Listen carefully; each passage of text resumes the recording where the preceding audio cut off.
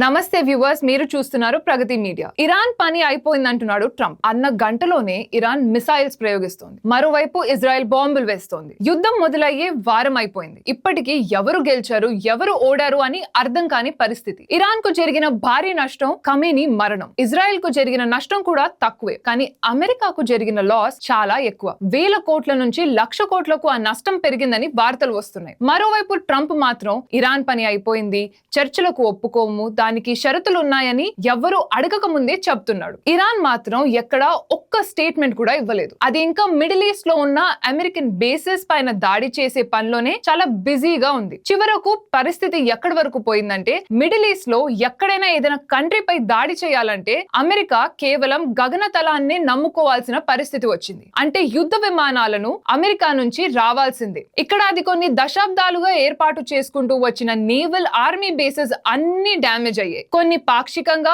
కొన్ని పూర్తిగా ధ్వంసమయ్యాయి. ఇరాన్ మటికి చాలా టార్గెటెడ్ గా ఎక్కడ జన నష్టం జరగకుండా, అరబ్ దేశాలకు నష్టం చేయకుండా కేవలం US bases, American bases and embassies లని టార్గెట్ చేసింది. అందుకే గల్ఫ్ దేశాల్లోని ప్రజలకు ఇరాన్ పైన వ్యతిరేకత కనపడటం లేదు. కేవలం ఇరాన్ లోని ఆయిల్ నిలువను తన చేతిలోకి తీసుకోవడానికి అణ్వాయుధాలు అనే పేరు పెట్టి దాడులు మొదలు పెట్టింది అమెరికా. తను డైరెక్ట్ గా చేయకుండా ఇజ్రాయెల్ ను ముందుకి నెట్టి చేయిస్తోంది. ముందు ఇరాన్ సైంటిస్టులపై దాడి చేయించారు, ఆ తర్వాత ఏకంగా ఖమేనీపై దాడి చేశారు. ఇన్ని చేశాక మరి ఇరాన్ ఎందుకు ఊరుకుంటుంది? ప్రతి దాడులతో హోరెత్తిస్తోంది. ఇంత ప్రతిఘటన వస్తుందని ఊహించినట్లు లేరు అమెరికా ఇంకా ఇజ్రాయెల్ వాళ్ళు. అందుకే ఒక్క రోజులో యుద్ధం ముగిసిపోతుంది అనుకున్నారు. ఇరాన్ స్టేట్మెంట్ ఇస్తోంది, చర్చలకు వస్తోంది, ఇక దాన్ని నొక్కి పారేద్దాం అనుకున్నారు. కానీ వాళ్ళ అంచనాలు తలకిందులయ్యాయి. ఇరాన్ రోజు కాదు, 2 రోజులు కాదు, వారం అయినా కూడా అదే ఊపులో ఉంది. ఇది ఇప్పుడు అప్పుడే తగ్గేలాగా కనిపించడం లేదు. మరోవైపు ట్రంప్ మైండ్ గేమ్ ఆడుతూ ఇరాన్ ను ఆపాలని చూస్తున్నాడు, కానీ అది అసలు అయ్యేలాగా లేదు. అసలు విచిత్రం ఏంటంటే, ఇప్పటి వరకు నెతన్యాహు కనబడటం లేదు. బంకర్ లో ఉన్నాడో లేదో కూడా తెలియడం లేదు. ఎక్కడ